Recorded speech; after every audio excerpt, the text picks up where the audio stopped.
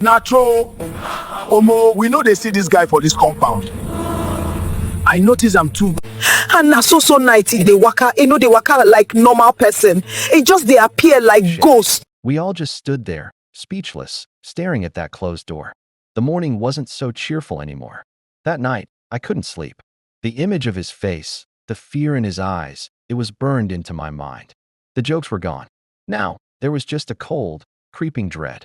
Curiosity, or maybe just plain foolishness, got the better of me. When I heard his door creak open at midnight, I decided I had to know. I had to follow him. I slipped out of my flat, keeping a safe distance, my heart pounding in my chest. He moved quickly and silently through the dark streets. He didn't go far, though.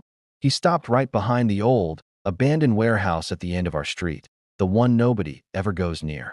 He just stood there, perfectly still, his back to me, staring up at the crumbling structure. For a long time, he didn't move. It was so quiet I could hear my own breathing.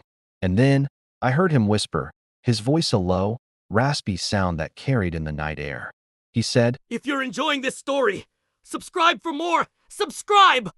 "They're awake." I swear. A chill ran down my spine that had nothing to do with the night breeze. I didn't wait to find out who they were.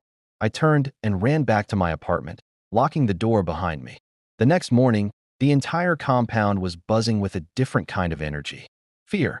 His door, the one on the third floor, was wide open. A few brave men went up to check. The room was completely empty. Not just empty of him, but empty of everything. No bed, no table, no clothes in the closet. It was like no one had ever lived there at all. But there was one thing left behind. Scrawled on the wall in what looked like charcoal were 5 simple words. Daytime is not safe. We never saw him again. But here's the truly terrifying part. To this day, someone, or something, still opens that door every single night. But nobody lives there anymore. And it was only then, after all of this, that we all looked at each other and realized. If you have a story that defies explanation, share it in the comments below. And don't forget to like and subscribe for more mysteries. Stay safe out there.